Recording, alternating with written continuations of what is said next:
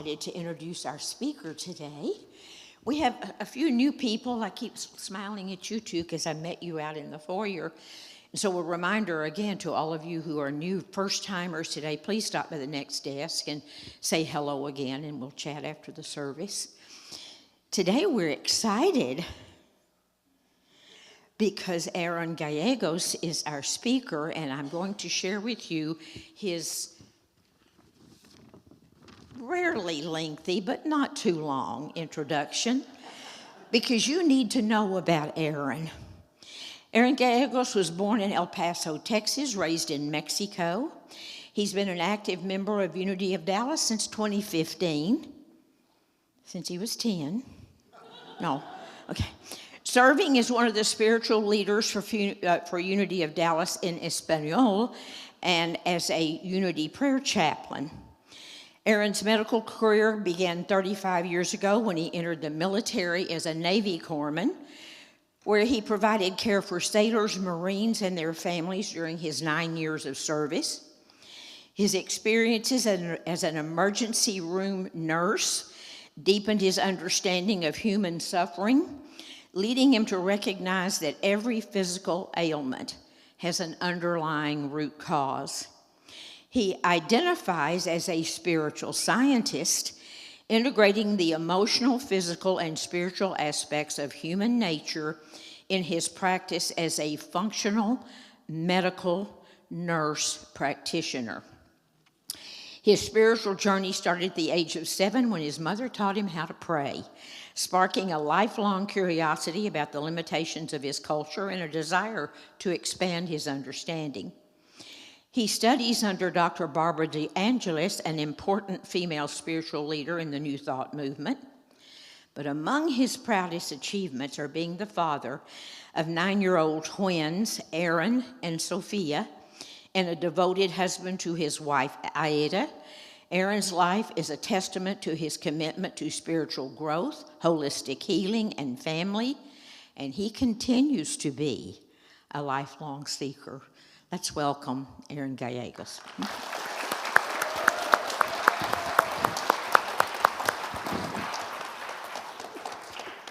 Thank you, so generous of you guys. I want to really shout out the music. That was the vibration that created love in all of us. Wow, thank you. Thank you. You know, and like Lisa said, the Advent, the waiting of the Christ, and being the love today. We're going to dive into love. But first, I want to tell you a story. I like stories. So, you might know it. In a very quiet house somewhere in America, there was this little boy named Jamie. And Jamie was curious. He was helping his mother out cook the turkey for Christmas, like many kids do. And he wondered, why did his mom cook the turkey in 2 halves, right? So he asked, Mom, why do you cook the turkey in 2 halves? And the mother said, well, she grabbed the towel and wiped her hands. She said, that's a very good question, sweetie. I'll tell you what, my mom, your grandma, taught me how to cook it like this. And besides, it's done faster so we can eat sooner because people get, antsy and angry when the turkey's not done. So he thought, okay, but he still had a question, why do they cook it in halves? So remembering that his mom had said, your grandma taught me how to do it, he went to his grandma, who happened to be there because it was Christmas. So he went to ask his grandma and goes, Grandma, why is it that my mom cooks a turkey in 2 halves? And the granny said, sweetie, that's a very good question. And she said, I think she does it because it's done quicker and nobody has to get cranky waiting for dinner. But she said, but you know what? I taught her how to do that because my mom, your great-granny, taught me how to do it that way. So it just happened to be that because of Christmas, everybody got together, so the great-granny happened to be there. She was watching the soap opera in one of the other rooms. And so Jamie went to the room and he goes, great-granny, why is it that my mom and my grandma cook the turkey in 2 halves? Let me see if I can give you a picture. in two halves, right? And the great granny said, the reason they cooked the turkey in two halves is because our oven was so small that we had to cut the turkey in half. Otherwise, it could burn because it was touching the roof of the oven. And then Jamie, wow, his mind opened up. It's just opened, and he says, wow, very deep understanding. But we see the scientist in him. We see the questioning, the inquiring mind in this little boy. And that's all of us, right? But the bottom line is that sometimes blindly we follow traditions because that's the way that we learn. And I think the better question is, since we're talking about love, a good question to contemplate is, who taught us how to love? Who taught you how to love? That's a very good question. And if that's following, yeah. So a couple of questions or a couple of facts.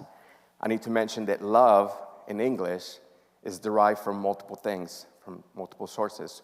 One of them is from the Old Saxon and from Dutch and also from German. And it's Liebe, love, different variations.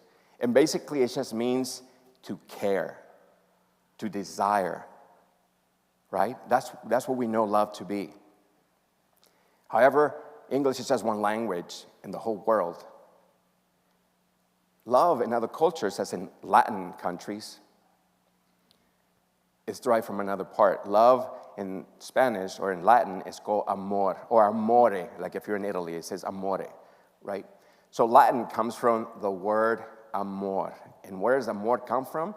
From Latin a, which is a or without, and mor, death, like a mortician, right? So amor means without death.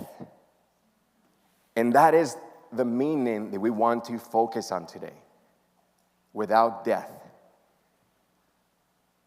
Something very important that I wanted to share is that from the moment that we're born, we assimilate love, right?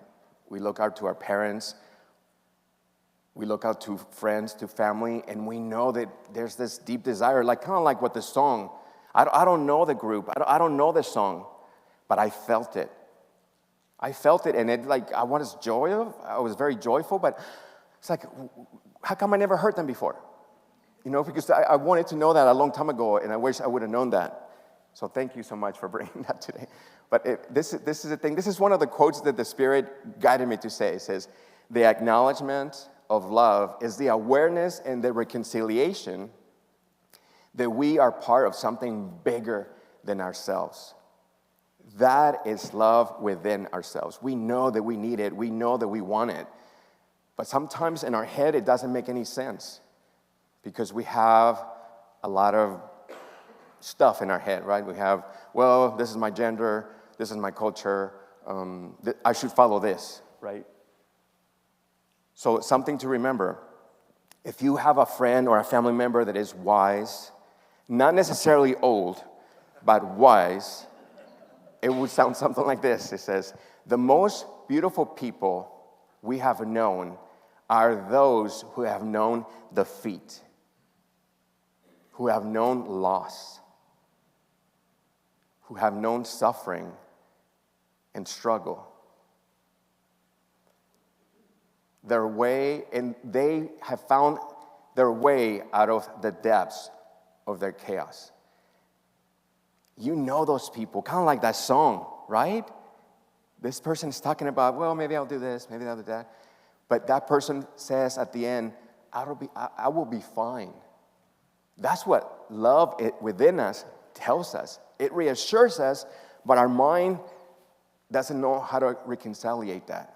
Our mind is a wonderful tool, but it doesn't reconciliate that. So I have a picture, and I created this, so it's not the greatest, but it's with a lot of intent and a lot of love. So I guess back in the day, and even now, most of us seek understanding.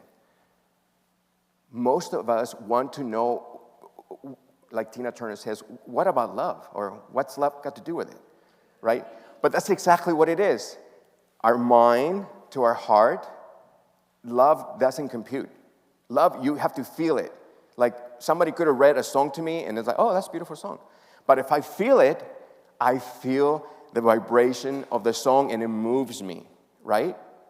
That's what we know from people. Kind of like what one of our previous speakers, she talked about heart math, which is fairly new, about 30 years or so. But it tells us that the vibration of love, you can feel it. It's powerful. You cannot understand it in your mind. You can, oh, yeah. But you just cannot explain it in human terms. You have to feel it. And that's what us as humans, we come into this world. We have this need to be loved.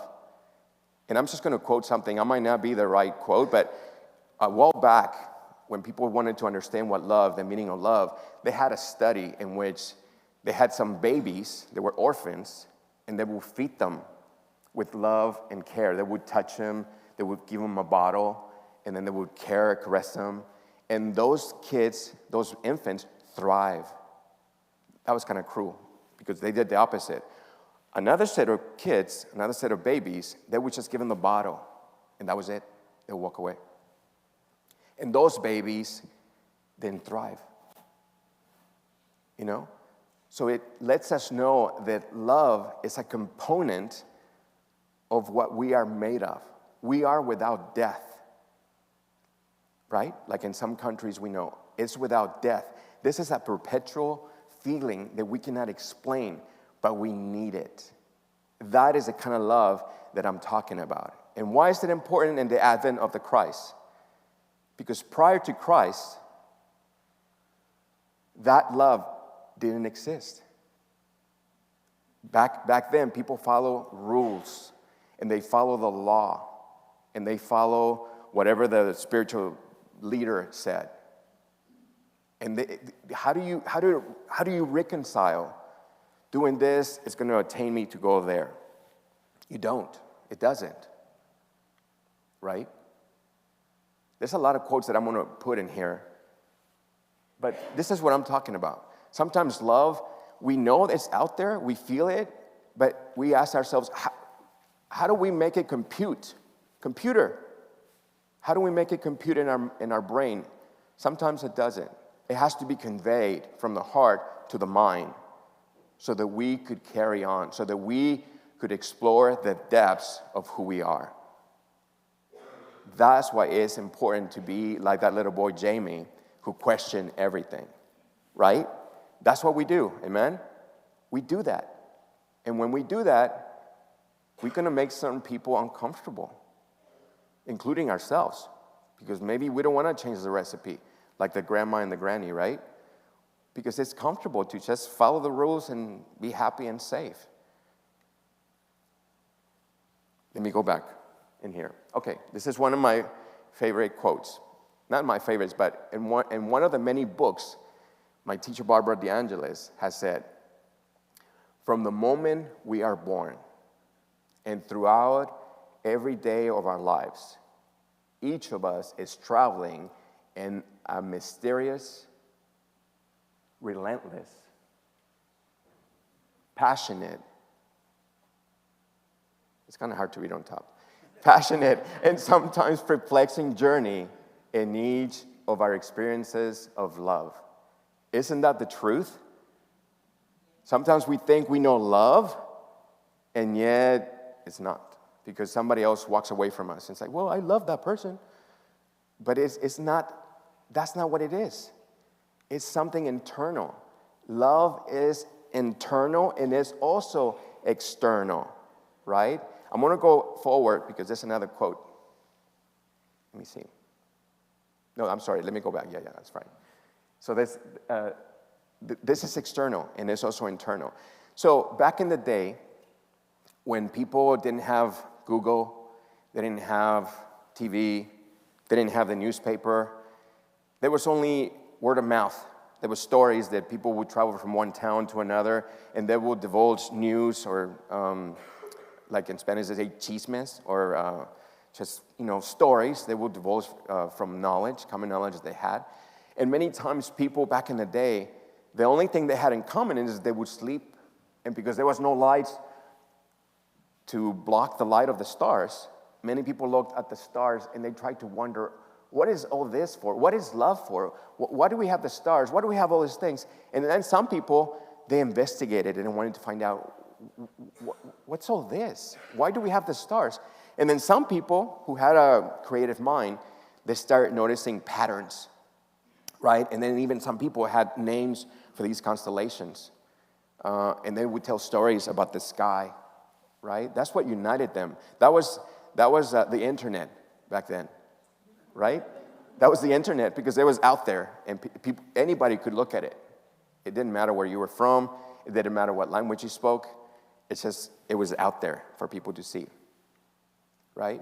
And obviously, some people that were not necessarily more educated, but perhaps more inquisitive than others, they started putting things together, right? Sometimes some folk stories became known as maybe traditions, maybe stories that people wanted to see. And they had this urgency, they had this longing to see, is this finally going to get here? This wisdom that is going to attach my head to my heart? Is it going to get here and then help me understand all this? People were longing for that. That's why we have the advent of peace and compassion and hope and all these things, right? That's why we have that. Because people back then, they saw signs. They had a yearning to find this love that you and I now possess. Because back then, there was no reconciliation. The Christ was there, but it wasn't known to people, right? Because he was out there. It was still foggy, like, well, I don't know how to make sense of it. That's what people used to say. So some signs were out there, and some people, like the 3 wise men that came from somewhere maybe on the East Lands over there in Iraq and Iran, they would look at this and they could tell, they could decipher a story. They would say, Virgo, being the virgin, clothed in the sun, right? And then she's going to have a crown of 12 stars, meaning Leo, the constellation of Leo. That's what they were seeing. And there were stories about that. And people would go on and on and on and on. And there was even scriptures, 700 to even 1,000 years before the arrival of the Christ. There was scriptures and prophecies about this forthcoming of the Christ, this reconciliation from the mind to the heart. And people were hoping for it. It finally made sense that the reconciliation was going to happen and they will be able to understand, right? It so happened to be that earlier this morning, I gave a similar talk in the Spanish ministry. So you guys are lucky because I'm warmed up already. Because that's what we talked about a little bit. But it was with a different message, right? So that's what people were looking at. And they could tell the stories. It would be nice to go and do that. But this is just a picture. I have a picture behind me. If you remember from the Bible, Simeon and Anna, it was a prophet and a prophetess who knew about the Christ before he was born, and who knew in their heart they would get to know this physical manifestation of the Christ in person. Get this, in person. So one day they were just worshiping at the temple, and out of the blue there comes a 40-day-old baby, Jesus, being carried by his mother, Mary, and his father, Joseph. And immediately, Simeon and Anna, they knew, kind of like that song, you knew that it was from the heart. It was the vibration that was moving, right? And so they flocked to them and says, the Christ, and they had joy, they had hope, they had love. They finally understood, thank God is here, right? And that's what Christmas is. For us now in this century, it's a known fact. For them back in the day, it was big deal. It was like the creation of electricity. It was like the creation of the new iPhone when there was no iPhones. Or there was the creation of health insurance that actually took care of you rather than just take your money, right?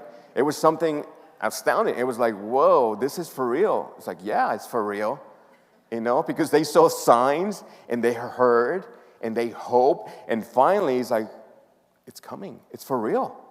And people were happy. They were joyful. They were faithful. They had this joy. It's like, finally, I can die now. And that's what Simeon and Anna said. We can die now. Because we had seen what the promise was given to us. So this is important.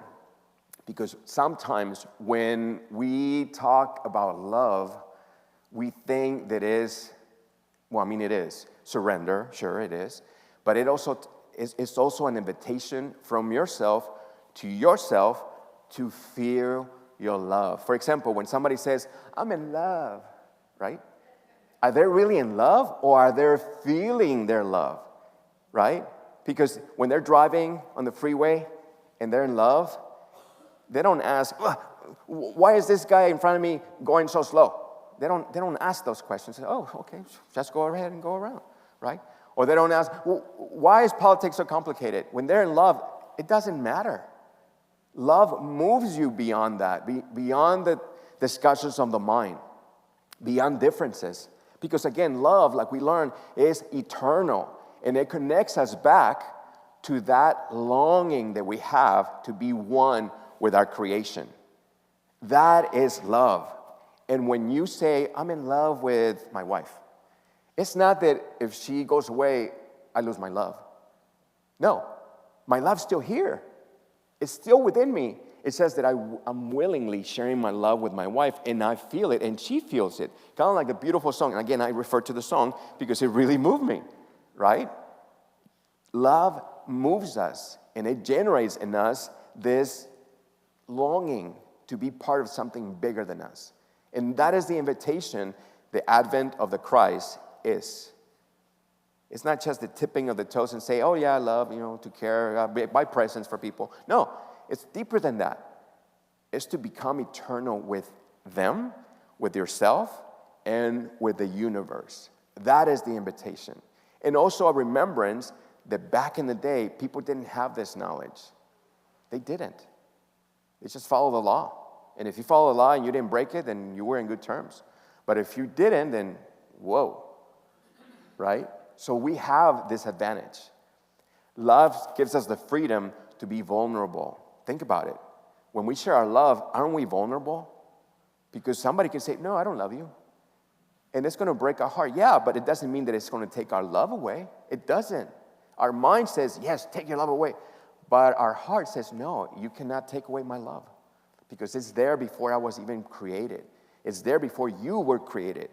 It's part of you. It's embedded in you. It's part of who you are. It doesn't matter where you come from. It doesn't matter what language you speak or what part of the world or what cave you live in. It doesn't matter. It's in you. And that's because of the advent of the Christ that is in us.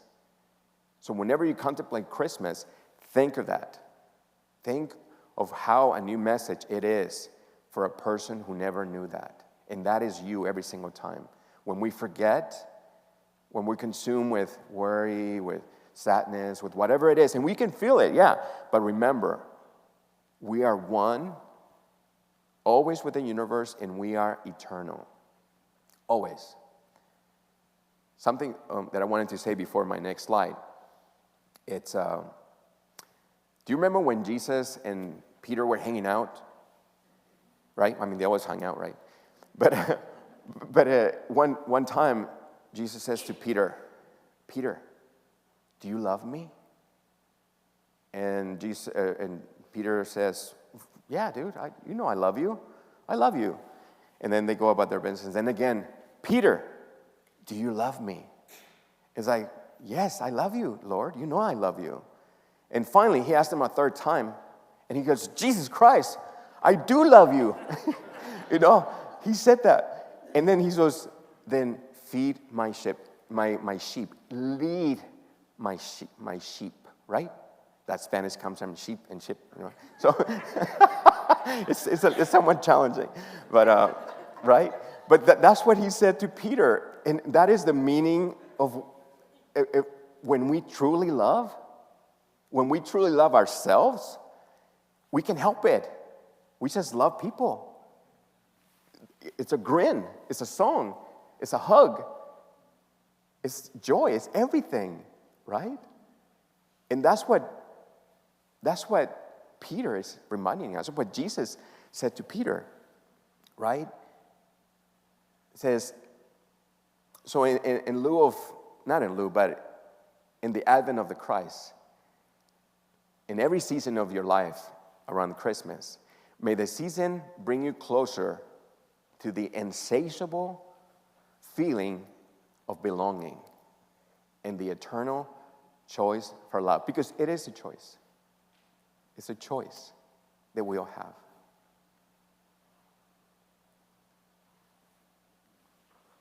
God is always with you. Amen? Thank you.